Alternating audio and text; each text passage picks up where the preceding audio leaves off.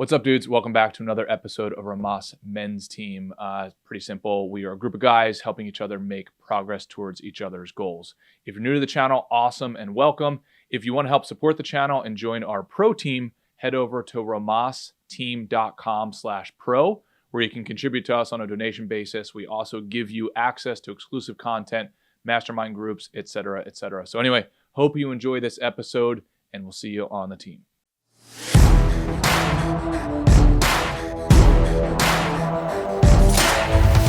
Golden, we are live. Mr. Ray, what's up, brother? Good morning, Wes. Life is good. It's 11:15 on the East Coast. 7:15, or what is it? 8:15 where you are? 8:15, yeah. Oh, the day's half over, buddy. I know, man. That's right. How was the weekend, pal? It was good.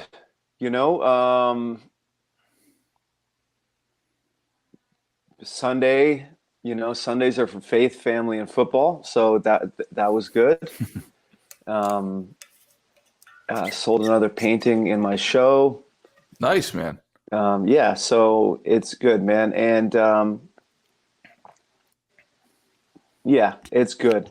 I must confess, my scorecard. I wasn't able to hit my scorecard every day, but I'm doing my best. I'm getting my 8 hours sleep.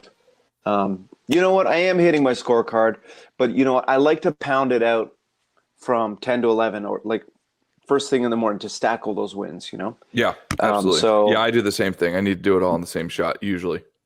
Recently, I've had to spread it out over the entire day, but the scorecard, we say this every week, but the scorecard keeps me grounded. And if other things in my life aren't going well, the scorecard is a reminder that I'm keeping myself on the path of progress. And when there are opportunities, I'm ready to pounce on them, right? Like luck is the combination of opportunity and preparation, they say. And so the scorecard is the preparation. Yeah, I think for me, the scorecard is what, in addition to that, is the ability to get wins without having to plan them. So I think a lot of other things in my life, I've got to actually create the projects. Like that is a whole body of work that I have to do. Okay, which actions are important for this particular goal? And that planning process takes me a long time versus the scorecard is like, okay, here's the fundamentals of just being a man.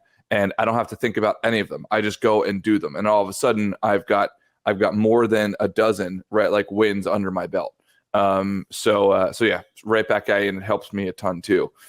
We also have, let me see here. There's a name I haven't seen here before, and I hope I'm not wrong about this.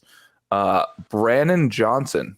I see you on the live cast, and I apologize, Brandon, if I haven't seen you on here before. But we'll invite you up if you're down for it. If you're not down for joining, no sweat, but just want to catch up with you, see, get your story and your goals and all that kind of stuff. I just invite you, but if you are not available, no sweat at all. So, but yeah, the scorecard for me is at life, and I hope, for everybody who uses it, is a baseline. And man, sometimes it's freaking difficult. It's the same stuff every single day, but sometimes for me, it's just like, oh, I don't want to do this thing. I'm too busy, et cetera. And then I ended up doing it, and it just makes me feel so much better. Very similar to all of the individual components of the scorecard. Let's just say, for instance, I rarely want to do yoga before I do it. And then when I freaking do it, I'm like, why don't I do this like every 3 hours of the day? Yeah. Or there's a YouTube video of a general or some kind of military man giving a speech to some cadets, and he says, make your bed every morning, no matter what happens the rest of the day, you've started that day with a win. You've got one win in the win column, right? Yep. And so the scorecard is like you just said, it's that that's, you can stack those wins. You don't have to plan them. The making your bed in the morning is one less thing you have to worry about. The scorecard is 10 less things. Yep.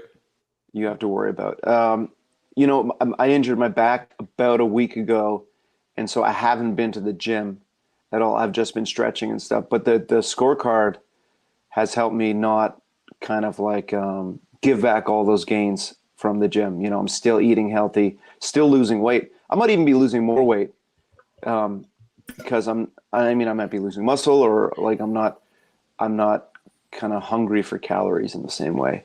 But I was down to 170.3 or zero point 0.2 this morning, which is like 22 pounds down from my New Year's Eve high. Hell yeah, man. Yeah, I saw Yeah. Kaizen gave you props because you lost weight over the weekend, which is extremely difficult to do. Yeah, right. And it's just because my program is strong. Mm-hmm. You know, it's that simple. Like my discipline is strong for the first time in life. You know, and it feels great. It feels great. Abs are looking good. Feels great. So what's the end state goal? So you're down 22 pounds. You're 170, if I saw the Discord right, 170 point something. Within our mid COVID weight challenge, I got down to 161. I'm not as concerned with the number. Okay. You know, I like 170. I like the look of that number psychologically, and I don't mind. I'm not trying to get down as lean as possible, right? Like I want to be ripped and like be super fit, super strong. And so I don't know where that number is on the scale. There is a great guy on YouTube I just found. His name is The Bioneer on YouTube. If anybody wants to check him out, talks a lot about functional training.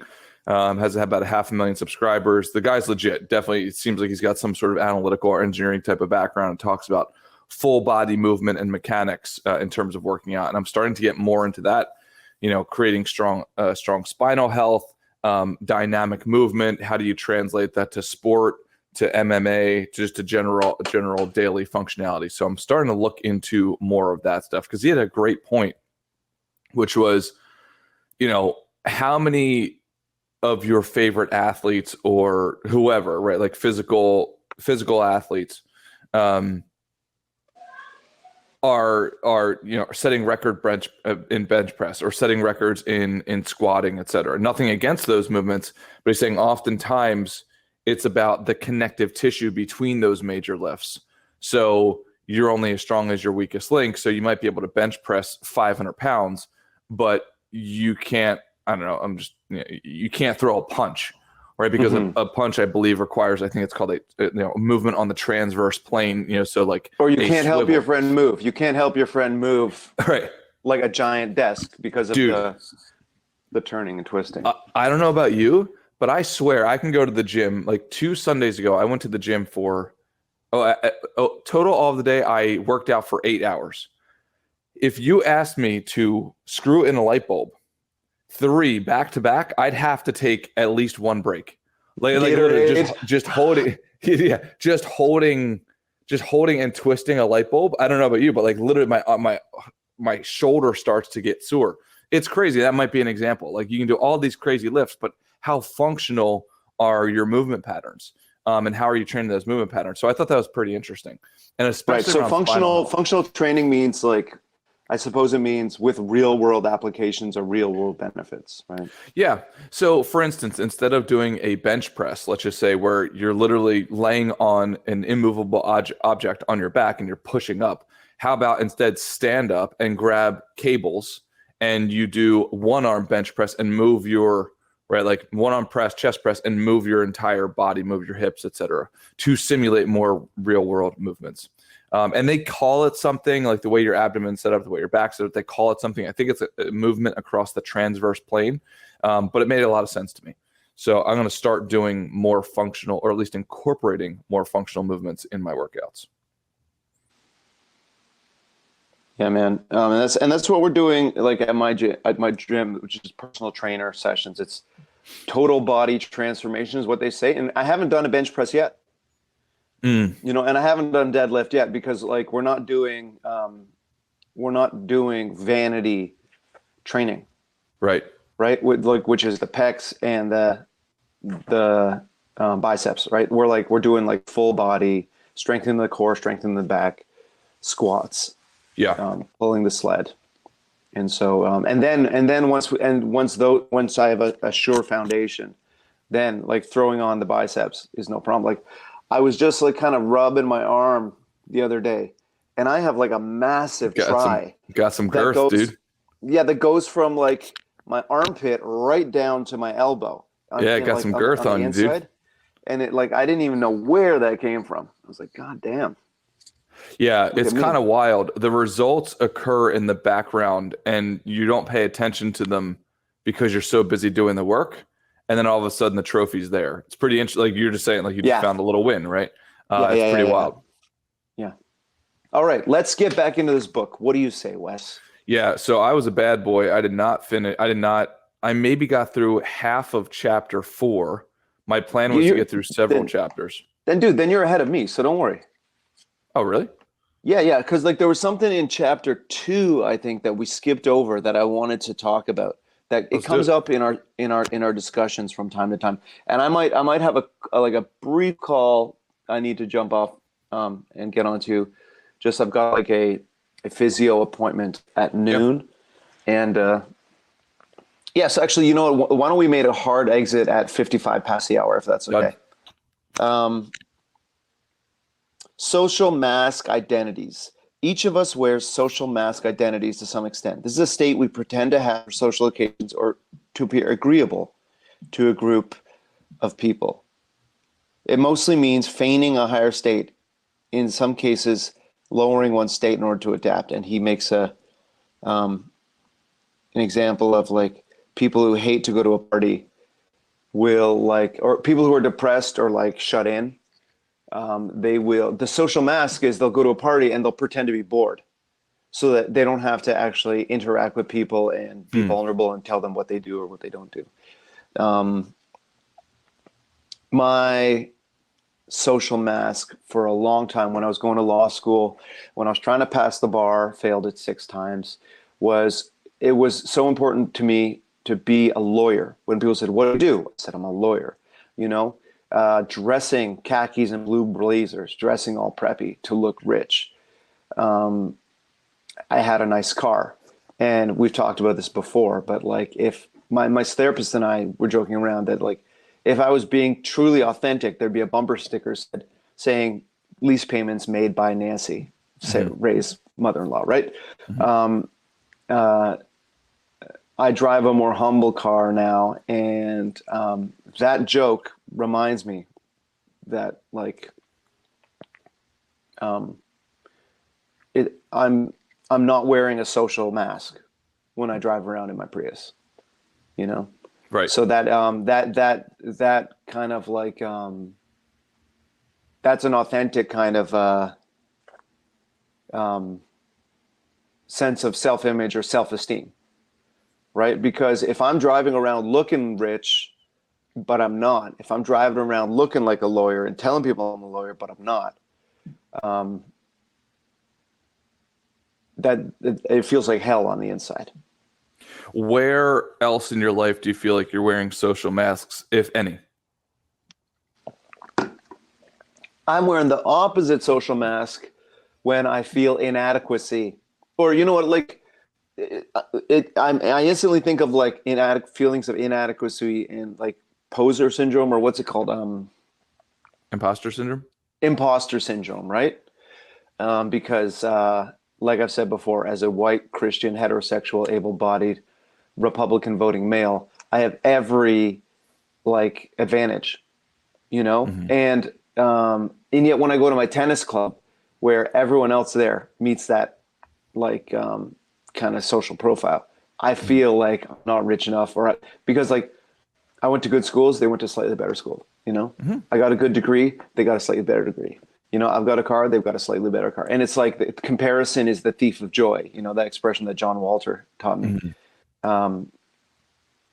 So that is there's, I feel like there's a social mask. I pull on a social mask, or I hang on to my social mask tight when I'm feeling those moments of inadequacy. So, and is it fair to say that the social mask is put on when you feel like you're in some sort of comparison, in contrast to some sort of hierarchy, and you're inferior in that hierarchy? Is that a safe statement or no? Absolutely, absolutely. And the next thing that the author talks about is the need for approval from others, right? Because what am I doing when I want to look rich driving around, right? I want other people to think I'm rich and not poor, right? What do I want to? What do I want to? What do I want? What do I want from others when I want them so desperately to know that I'm a lawyer? It's to like think, oh, Ray's accomplished, or Ray's a good enough husband for, or you know what I mean? Or so it's definitely in situations of comparison. Hey dudes, sorry for the interruption here. Just wanted to let you know, if you want to join our pro team, go to romasteam.com/pro. You can help support the channel. You will also get access to exclusive content, masterminds, one-on-one sessions, etc. All right, back to the episode. And absolutely, Kaizen, like driving around that fancy car that was not mine was stuffing like Big Macs into the mouth of my ego, right? And which this author said is like obsessed with getting and having, right? Whereas your higher self is obsessed with feeling, right? So do I look as rich in my Prius? No. Do I feel as rich? Way richer. Like I feel, you know what I mean? Like that sense of authenticity, right? So it's yes, it's in times of comparison, and it's in times of seeking approval from others, right? Hoping I measure up to what they want. This is what he says. He follows up that social math conversation with: you can save an enormous amount of time and energy, which is then freed up for other things, by releasing the need for approval from others. The tendency to be needy for others' approval, attention, confirmation, validation comes from a time when the child thought it was a matter of survival. We've talked about this with the other dogs, where kids growing up in an abusive home, with alcoholic parents, or where there's tons of kids in a chaotic home and like there isn't enough love to go around. They will develop a sense of humor. They will develop a sense of perfect comedic timing, and they will act like attention seekers as a matter of survival, just to get the attention they need to feel validated. Right? I think we talked about this last week when I was at the birthday party. Yep. With young Hudson, who was trying out all his best comedic material with the other adults because he was clearly starved for attention, parental attention, right? Now, oh, sorry, go ahead, Ray. So let me just finish that paragraph. So I just wanted to pause on that. Bad behavior or inappropriate social behavior is sometimes learned as a survival mechanism for kids, right? Being a people pleaser is a way to try and just get attention and love from a parent who isn't available to you, right? Mm-hmm. As we get older, people pleasing is a way of that. But what it does is it suppresses our actual needs in the service of exclusively in the service of others, right? Right. So we learn these skills as a child when it's a matter of survival. So it did that. So the child. So the tendency to be needy of others' approval, attention, confirmation, and validation comes from a time in which the child thought it was a matter of survival. So it did that which seemed to cause parents' approval and avoided that which seemed to cause parents' disapproval. And as we get older, you can replace the word parents with other people's, right? We now do what causes other people's approval and avoid that which seems to cause other people's disapproval. Rebellious children do just the opposite when they try to provoke disapproval. Both behaviors are no longer needed in adult life, and yet many still use them as if they were helpless children. Mm. Right? So go ahead, please. No, please. I was just going to ask you, so you didn't grow up in an alcoholic parented family that was chaotic with 5 kids and not getting enough attention like I did, but I think you can probably map on that same learning behavior that causes parents' approval and avoided that which causes a parent approval in your story, right? Yeah, I'd have to ponder on that. So I mean, my default answer would probably be yes, right, in some sort of degree, because I have a funny feeling that all of this stuff relates back to, right, like, some sort of mommy issues or daddy issues. I'm going Yeah, or to I would assume. rephrase that actually. It's like when I think of your origin story, your manic need to work, like your workaholicism, just to call it that, it is literal. So you literally learned survival skills in the most basic, like literal definition when you were young, right? Like working Yeah. your ass off, right? Yeah. Yeah. I think I'd have to dissect it, but if I'm just shooting from the hip, I think two things. Number one, I think my dad leaving when I was a kid, basically 5 years old, that did something of like, definitely I'm not good enough, like 100%, right? Like, and also made me question the whole topic of love. Oh, if somebody can leave their own blood, something that they made, then does love really exist? Like that's always kind of running in the Or background. can you really rely, like, and even like companionship and relationships in general, can you really rely on someone? Will Oh, they dude. stick around? Yeah. Because you learned that people don't stick around. 100%. And then when I was a teenager, maybe like 12 years old, I read the essay from Ralph Waldo Emerson called Self-Reliance. And that just like, it was like when a satellite plugs into like whatever like mothership they eventually plug into, like in the movies, Docking, like space that's sort of docking. yeah, right. It just made so much sense. And I already had a ton of that. And then I read that essay and I was like, exactly. Like that's exactly self-reliance almost at all costs, like, or basically at all costs. And that just perpetuated. And then I kept on going down that road and I still have that. So to the point where I still discount people's emotions dramatically. Like when like one of my staff or family, especially like people in my inner circle, when somebody expresses any sort of emotion, my immediate default is, that's dumb. Why would you feel that way? Right. Like, or that your feeling doesn't matter. Why are we even spending any time on you expressing your emotion? The objective is this. I don't, and while I don't say that, that is my initial default. And that's horrible. Right. But that was a coping mechanism when I was a kid. In addition to that, my mother, because she had to work so much, and because, if you're a single mom trying to raise a child and you're working overtime all the time, and you're already emotional to begin with, because my mom is super emotional, like super nurturing, right? Well, in times of stress, that can come out in very dramatic and extreme ways. And she didn't have a lot of time, right? So if I did something wrong, or if she was upset with something, it came out like a tidal wave. And I'm not saying that was right, wrong, or indifferent, but it was like, dude, if my shoes, at least this is my perception, and I'd be willing to bet it was reality too. If my shoes were like 2 inches off of center, or like where they weren't where she wanted to be, she didn't have time to sit down and talk to me and say, "Oh, well, you shouldn't do that." It's like, boom, like, why are your shoes here? Like, get them. And then I'm that kind of parent too, dude. Like if I think we're going to be late for school drop off, yeah, dude, it's nuclear. It's nuclear, bro.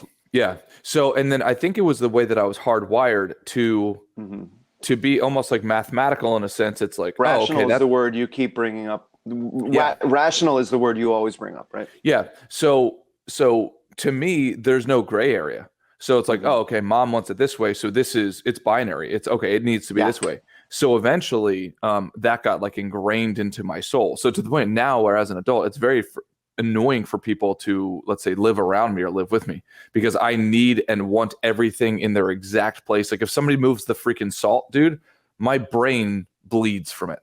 Like in my head, I remember, when I lived with a girl one time, and I was making my eggs, and I make my eggs the same way when I was eating eggs, make my eggs the same exact way every time. And I could just grab the salt and pepper without looking.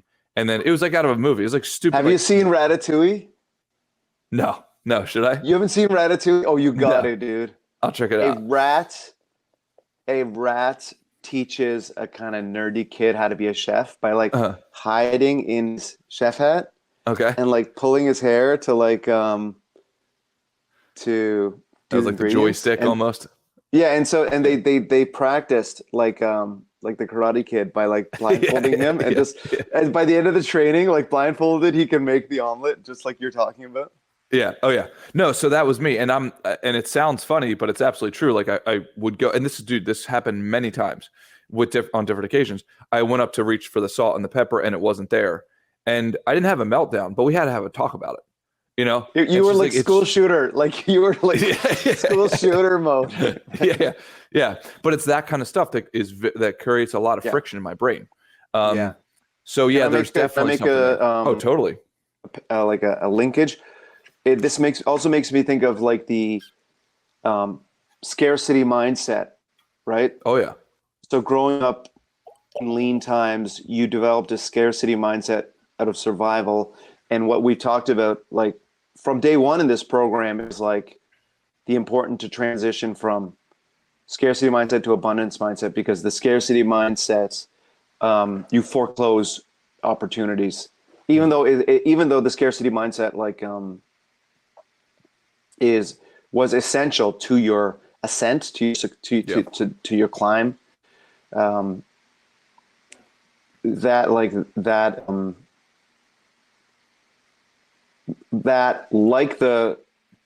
the inflexibility towards rational versus emotional, like that you just mentioned, and like the need for approval is something that is a survival skill learned as a child that we have to transition out of as an adult. Yeah, exactly. Yeah, I need to constantly remind myself of ratios. As nerdy as that sounds, but dude, easily 15 times a day. I have to remind myself, this is not binary, this is a ratio.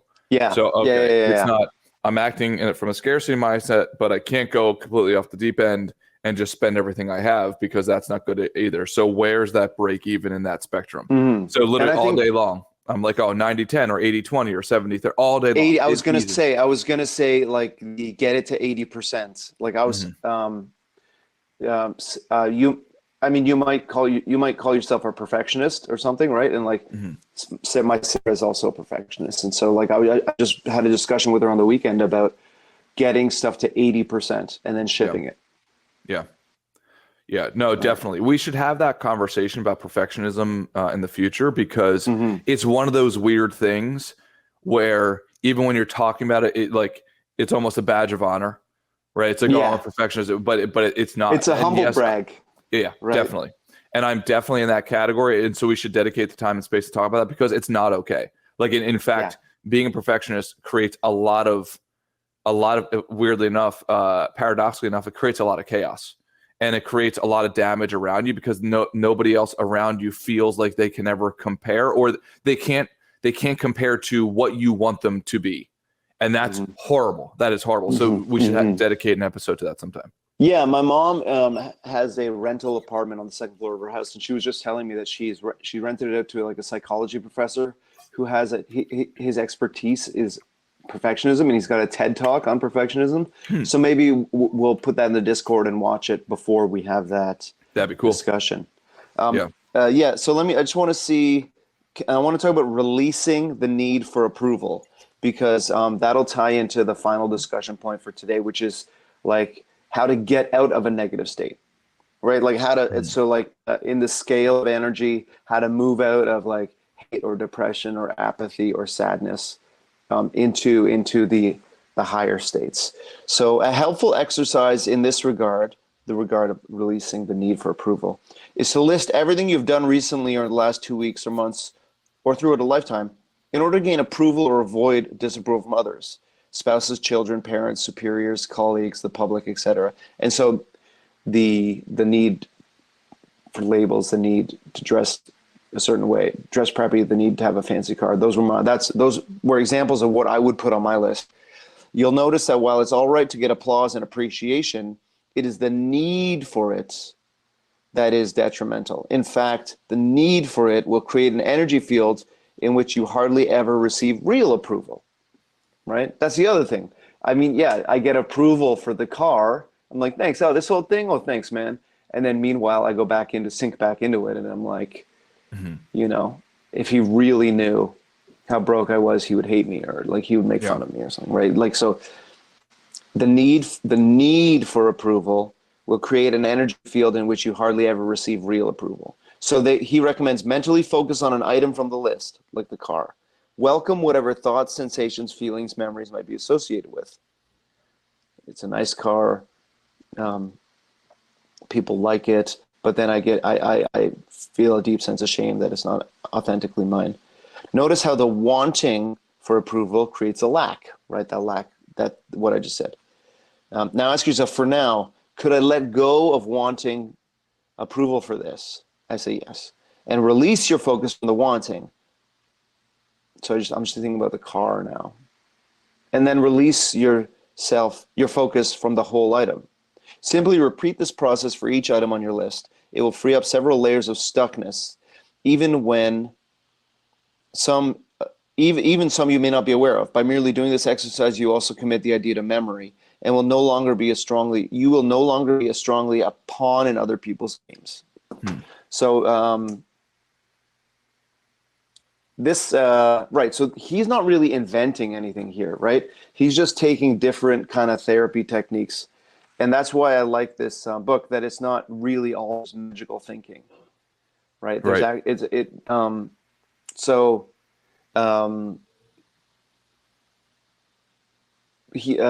Any thoughts on that? Or Yeah, and maybe Kaizen and you can push against me on this, and this is where my brain goes, and it's helpful to talk this out. So where my brain immediately goes is, again, are we talking binary here? Because would an evolutionary biologist like Robert Sapolsky push back on this book and say, hey, humans are social creatures, and by definition, we actually do need to rely on others? Because trust me, this wants to push me back into like my childhood. Like, I don't give a shit. I don't need your approval. I don't need to rely on you or anything. It's like, or is it somewhere on the spectrum of like, you do need a certain level of approval, but the problem is you're overshooting the mark by, 150 points. Does that make sense? Like where is that break even? Well, let me read that sentence again.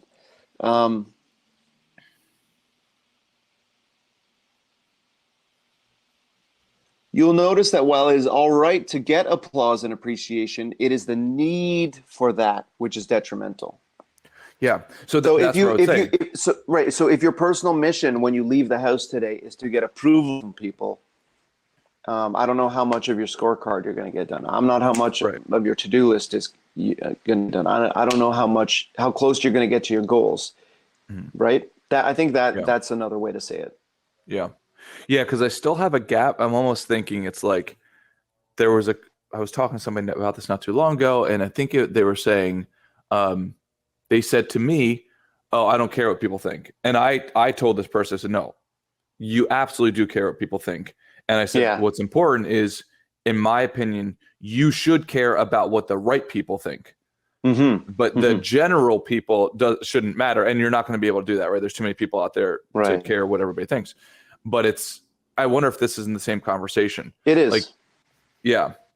So it's like, well, you said like, I guess an extreme. So let's bring it to the extremes about not caring what other people think, right? I never care what other people think, or I only care what other people think, right? Those are the two extremes that we don't want to live in, right? And your balance, I think, is like perfect. It's I only care what the right people think. Right. And so if we bring it to the approval, like it would be, I only seek approval and validation from others, and I never seek approval and validation from others. And in the middle, what would it be? I don't only seek approval and validation from others, but I seek it from within, or something like that, right? Like I don't only derive my happiness and contentment and sense of meaning from others, but I also derive it from within. I don't have a fully fleshed out definition yet, but I think we're talking about the same balance that you're talking about. Yeah, because I want to be valuable to the tribe. I need feedback from the tribe. So for instance, like my grandmother's in my tribe, and I try to help her as much as possible. So I need to check in with her every once in a while to make sure it's like, hey, is my contribution to your life sufficient. I don't say it like that, although I almost kind of say it like that. My grandma's like, No, I know what you mean. You Same know. with my parents. Like I get pangs of guilt if I don't see my dad or see my mom. Yeah. Well, I think that's reasonable, right? Like, am I playing my role right for you? But does that fit in the category of approval, or is that something else? Because I do want my grandmother to approve and to say, hey, yes, you are being valuable to me. And in exchange, like, we will be valuable to each other because we're part of the same tribe. Mm-hmm. I don't have an answer for you, Wes. I just think that, again, it is the balance, right? It's the balance between the two. Let's And Kaizen just wrote something out. let's write. He said his favorite singer, Chris Daughtry, has stuff about this on YouTube. Expectations that don't get met upset us. If we're expecting approval or certain behaviors and don't get it, that messes with us. Going from a place of not needing it, and when it does happen, it's like, okay, versus craving or wanting or desiring. Want creates suffering. Yeah, so it's like an unhealthy. So I think okay, thank you, Kaizen.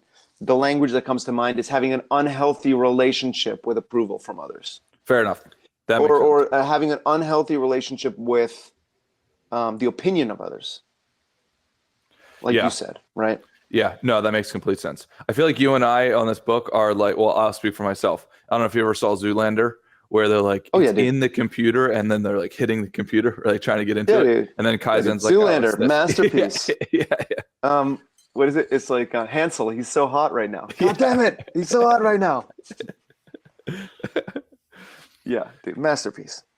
Kaizen, thank you for that. And thank you for sending the link. Yeah, that really clarified it. So like, in the remaining time, let's get to the scale, back on the discussion of the scale, right? So he's I guess, I mean, makes sense, but like he talked about the lower end of the scale, and that's where I'm at currently, and then he will, I guess, get to the middle of the scale, and that's kind of where okay, so I'm currently reading the section about being at the bottom of the scale, your hate, your depression, your apathy, your shame. I'm assuming then he talks about the middle of the scale where most of us reside, and then he'll talk about the higher end of the scale and make it so attractive that we aspire to be there, right? So he said a couple of interesting things when it comes to the lowest level of the scale, and I'm just going to pull up the scale as well, just so I can see it. But when you see someone acting in bad behavior, you might not be seeing someone who is in a descent down the scale, right? You might not be seeing a good person who is behaving lower than they should be. Because, like, for example, he mentioned the case of Angola, and when the Portuguese left Angola in Africa, just north of South Africa on the Atlantic side, was a Portuguese colony for centuries, and they just looted, and they looted all natural resources, enslaved all the people. And when the Portuguese left in the 70s, a lot of the indigenous African people just stayed living in their slums. And because they didn't have the kind of like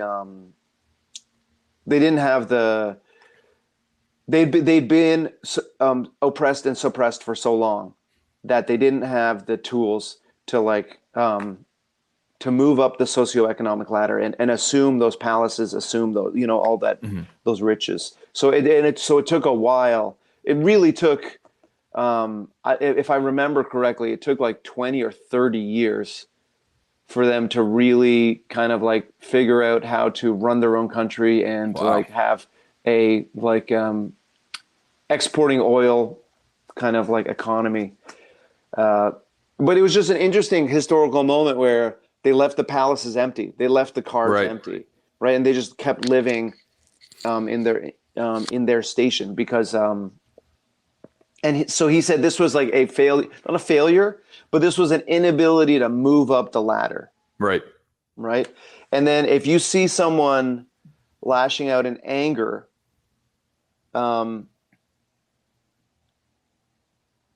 you might think, like in road rage, you might think that that person is acting way like that person's on a downward slide down the scale, but they might actually have been in a place of hate or despair yesterday, Right. and now they've summoned the courage to leave the house, and they're frustrated at traffic. So like you might actually see someone moving from like suicidal to anger, which so again, if let's not be quick to judge people when we see their behavior, because they might actually be I mean, it's kind of like you could argue it endlessly, I guess, but I just wanted to, that was an interesting point that stuck out for me. Yeah, I agree. I think it's a little perspective shift. And I think often you can macro that. So I've got some friends and family that I often have to think like that, who act out of anger, and it's like, oh shoot. But if I think about where he or she came from and how horrible their upbringing was, like that's actually a step up and they're in the right direction. Who am I to judge on their journey? Right, because anger, like, so, because like they could have like they have fight or flight, right, options, right, and so they're staying and they're being angry rather than running home, not showing up for work. You know what I mean? Going back into the bottle, going back into drugs. So, so that was something interesting for me. And then for lower energy states, how to get out of them, right? So for example, if you were in a state of shame, guilt, apathy, grief, fear, desire, and there's kind of behaviors that you do that you keep going back to over and over again. He said the 12 steps of recovery are a good model, right? And so after I read out the 12 steps, let's think of behaviors in which, like, someone who keeps doing it over and over again can release themselves from that behavior. Drugs and alcohol are obvious, right? But like, or do you want to keep that just in respect for your time? You got one more minute until you got to run to your meeting. Okay, I mean, let's keep this juicy tidbit for next time. But yeah, let's do it so we got the time and space, because we've talked about really the 12 steps. Yeah, thank you. Yeah, I mean, I practice it. In fact, I don't practice it, Wes. I was looking at the 12 steps, and like I've been like, I've mastered 1 through 5. Yeah, let's go through those steps in detail on Friday, because you've done a phenomenal job in the past of detailing those. So if anybody needs those, and I need those, regardless of whether or not you're an addict, I like to say we're all an addict of something. Right. So those 12 steps, I would appreciate if we go in detail on Friday. And you've talked about it because it's like it's a code. It's a code to live by, right? And you admire that whether you can relate to the alcohol or the drugs or not. And so maybe we'll do a discussion of the low levels of energy on Friday and how to get out of them. Done. All right, Wes. Thank you. Thanks for checking in, man. Thanks for creating this amazing program. Drinking water, we did it together, man. Push-ups, thank you guys. You know, dude, it's like genius. Dude, there's unfortunately society now doesn't want us to be men, in my opinion, as much as maybe in the past. And they also are almost scared of if we're men together. Right, like don't let them be men, and don't let them be together. Like it's also kind of too simple to sell it. It's too simple to sell anything. Yep. You know what I mean? Yep. So that's the other problem with this program. Yep. Right? All right, brother. All right. Thank you, bud. Love you, we'll brother. talk to you on Friday. I love my dogs. Later, dude.